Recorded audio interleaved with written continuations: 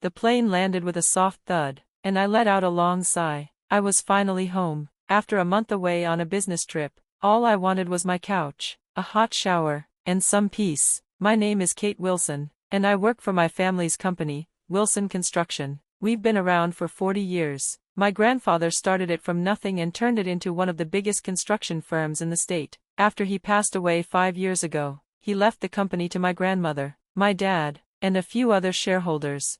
I've been working there for nearly 10 years now. Even when I was in college, I spent every summer helping out, learning how things ran from my dad himself. He used to say, "Hard work always pays off." I believed him. I lived by that. After college, I didn't hesitate. I jumped straight in. I worked hard, stayed late, took on extra projects, and slowly climbed up the ladder until I became head of client relations. My job was tough, chasing new clients, keeping our current ones happy, making sure contracts were signed and honored. But I was good at it, very good. This last trip had been the biggest challenge of my career so far. I had flown across the country to chase a huge opportunity with Horizon Developments. If I could land the deal, it would bring in over $1 million in contracts. For 4 exhausting weeks, I lived out of hotel rooms, sat through endless meetings, gave back-to-back presentations, and competed with 3 other big companies, all gunning for the same contract. Meanwhile, my younger brother George, who was 2 years behind me in school, had been handed the title of Deputy CEO a year ago. Honestly, the title was just for show. He looked good in a suit, knew how to smile and shake hands, but he didn't do the real work. Sometimes, I'd bring him to meetings so the clients could see a senior exec, but he mostly sat quietly while I did the talking. But all the effort I put in during the trip paid off. At the end of the final presentation, Horizon's CEO reached across the table and shook my hand. "Ms. Wilson, we'd like to move forward with your company." I felt like my knees might give out from the relief. The contract was signed the very next day. I flew home feeling proud. I had just secured the biggest deal in the company's history. I imagined my dad smiling when he heard the news. I thought, finally, they'll all see what I bring to the table. Maybe now they'll realize I'm the future of this company. When I walked into my apartment, I kicked off my heels and collapsed on the couch. I had just closed my eyes when my phone rang. It was Dad. "Kate," he said, sounding more serious than usual, "glad you're back. I need you to come into the office tomorrow morning. There's an important meeting. The board's gathering. We're selecting a new CEO." My heart jumped. I knew he'd been thinking about retiring, but I didn't expect it so soon. Still, I couldn't imagine better timing. I'd just brought in the biggest deal we'd ever had. I was ready. I'd worked for this moment. That night, I couldn't sleep. I kept picturing how it would go, the congratulations, the handshakes, the proud look on Dad's face. I even practiced my humbled but honored expression in the mirror. I laid out my best suit and went over what I'd say when they offered me the position. 10 years of blood, sweat, and sacrifice were finally going to be recognized. The next morning, I arrived at the office early, dressed to perfection. My suit was sharp, my makeup professional but confident. Employees smiled and congratulated me on the Horizon deal as I walked through the halls. I felt like a rising star. When I entered the boardroom, the major players were already there. Mr. Jenkins, one of Grandpa's oldest partners, Mrs. Patel from the investors group, and others. Dad sat at the head of the table. George was there too, looking uncomfortable in his tie, and on the speakerphone, I heard Grandma's voice. She couldn't travel much these days, but she still owned a solid 10% of the company and took her responsibilities seriously. I sat down, doing my best to look calm even as my heart pounded. Dad cleared his throat. "As you all know," he began, "I've decided to step down as CEO of Wilson Construction."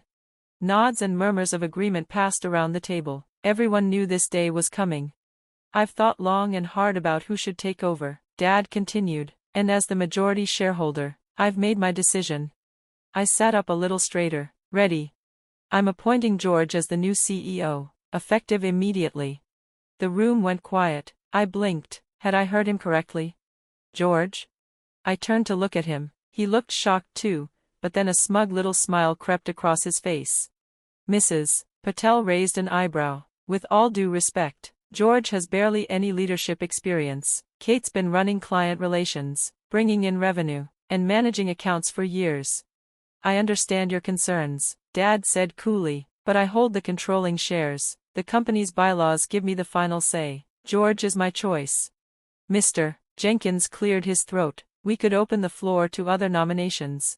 There's no need, Dad interrupted. The decision is final. I stared at him, stunned. I couldn't believe it. I had just landed the biggest deal in the company's history. I'd worked here for a decade. I'd sacrificed so much, nights, weekends, vacations, and he was giving it to George, who had never even shown up on time for a board meeting. Dad, I said, trying to stay calm, can we speak privately? There's nothing to discuss, Kate, he said, refusing to look at me. I stood up, my chair scraped loudly behind me. I didn't wait for anyone to say anything else. I walked out. Tears burned in my eyes, but I didn't let them fall. Not here, not in front of these people. I barely slept that night. I kept thinking, was this always the plan? Was I ever even a real contender? The next day, I came in late for a follow-up with Horizon. I didn't want to see Dad. I didn't want to see George. I just wanted to do my job. But when I reached my office, my key didn't work. I jiggled the handle, nothing. Someone had changed the locks. My heart sank. I stormed down the hallway to Dad's old office, George's office now. I didn't even knock. He was sitting behind the massive oak desk, flipping through papers. When he looked up and saw me, he didn't even flinch. Why can't I get into my office? I asked. He leaned back slowly. Because it's not your office anymore. What are you talking about? Your position has been eliminated, he said plainly. We're moving the company in a different direction. I stared at him, trying to process his words. You're firing me, after what I just did for this company? It's already done, he replied, motioning to a cardboard box by the door. Your things are packed. Your final paycheck is being deposited today. You'll be escorted out if necessary. My mouth went dry. I asked quietly, does Dad know about this? It was his idea. I felt like I had been slapped. 10 years of loyalty, dedication, success, gone in an instant. I picked up the box. I didn't say another word. I walked out, head high. But when I got home, I fell apart. I collapsed on my couch, clutching that stupid box, and cried harder than I ever had in my life. Then, my phone rang. It was Grandma. Kate, she said gently, I heard what happened. Can you come over? We need to talk. I wiped my tears and drove to her house, the old Victorian she'd lived in since raising my dad. She was waiting on the porch when I pulled up. Her hug was warm, and for the first time in 2 days, I felt like someone was truly on my side. We sat in her living room. Nothing had changed since Grandpa died. His pipe was still in the ashtray. I didn't know about the vote until after, she said. They didn't even ask for my opinion. I don't understand, I whispered. Why would Dad do this? She took my hand. That's why I'm giving you my shares, 10%. You deserve a say in the company your grandfather built. I stared at her, speechless. She handed me a folder. There's something else, she said, evidence. John from accounting has been quietly keeping me updated. Your father thought I was too old to notice what's been going on. John made sure I saw everything. I sat at Grandma's kitchen table, flipping through page after page of documents. My hands were shaking. There were bank statements, transfer receipts, tax forms, all showing something horrible. Money had been taken from the company and moved into secret accounts and fake companies overseas. My voice was barely a whisper. Dad and George have been stealing from the company. Grandma leaned forward and gently corrected me. Your father has, but look again. Pay attention to who signed everything. I looked more closely. Every document had George's signature. That can't be right, I muttered, my eyes widening. These transfers, this is millions of dollars. They've been slowly stealing from the shareholders for years. Grandma nodded. Now you know why your father pushed so hard for George to become CEO. He needed someone who wouldn't ask questions, someone who would just sign whatever papers he was given. I swallowed hard. Do you think George even knows what he's been signing? Grandma shrugged. That's something you'll have to ask him yourself. I left her house with the folder tucked under my arm and a fire burning in my chest. For the first time since Dad had fired me, I didn't feel helpless. I had proof now, and with the company shares Grandma gave me, I had power. When I got home, I didn't waste time. I picked up the phone and called George. He answered with a cold voice. What do you want? We need to talk, I said calmly. I have something to show you. if this is about getting your job back. It's not, I cut in. This is bigger than that. Just meet me, 1 hour, Cafe Nero. There was a pause. Then he said sharply, you have 15 minutes. That's it. I won't need more than that.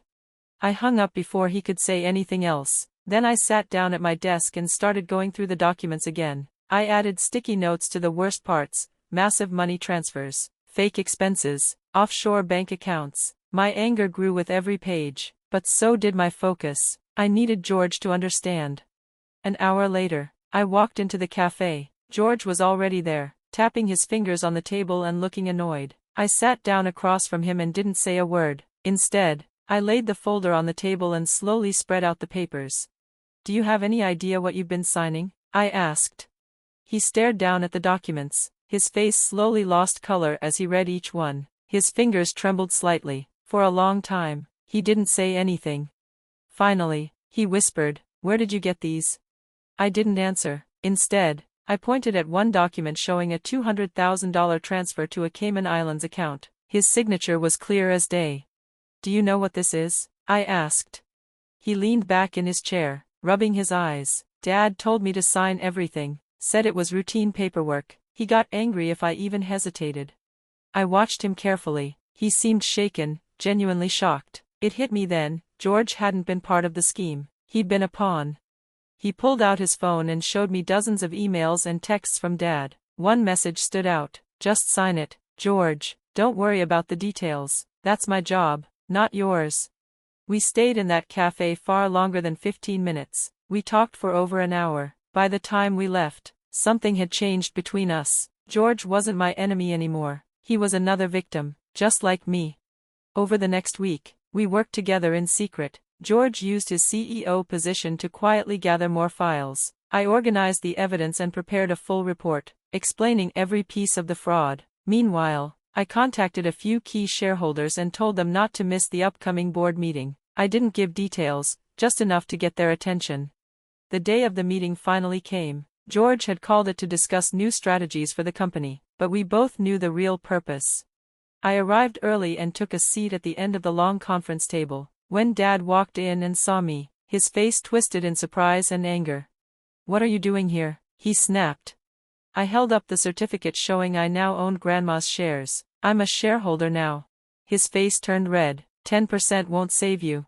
I didn't respond. The meeting began. George spoke first, giving a calm presentation about new markets. Dad began to relax, thinking this was just another routine meeting. Then George gave me a slight nod. I stood up, opened the folder, and passed out the report to everyone at the table. "What you're looking at," I said, "is proof of financial fraud and tax evasion that's been going on for years." At first, the room was silent. Then came gasps, shock, anger. Board members flipped through the pages, their expressions growing darker with every new discovery. Dad exploded. "These are lies. She made all this up." Then he clutched his chest. "I'm having chest pains," he moaned dramatically. No one moved. Then he turned on George. "My son signed those documents, not me. I didn't know anything." George looked devastated, but he didn't back down. He stood up and calmly showed the room the emails and texts from Dad. "This is what he told me," George said. "He never let me ask questions.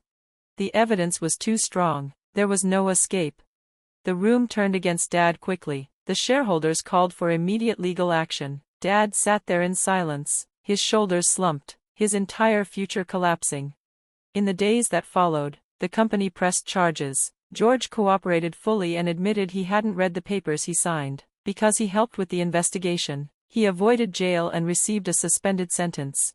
Dad wasn't so lucky. He eventually made a deal to shorten his sentence, but he still went to prison. His name and reputation were destroyed.